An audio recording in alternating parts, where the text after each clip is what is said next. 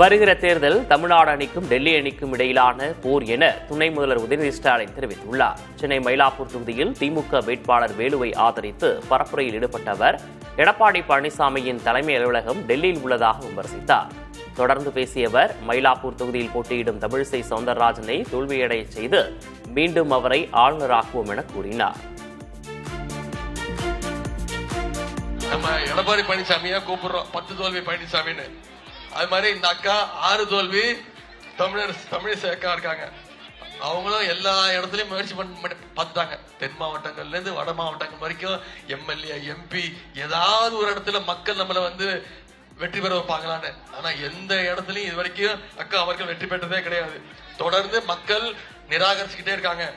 அவங்களுக்கு என்ன கரெக்டா இருக்கும், ஏதாவது ஒரு ரப்பர் ஸ்டாம்ப் பதவி, கவர்னர் பதவி தான் அவங்களுக்கு கரெக்ட். மக்கள் சேவை என்னைக்குமே மக்களை தமிழிசை அக்கா அவர்களை ஏத்துக்கவே போறதில்லை.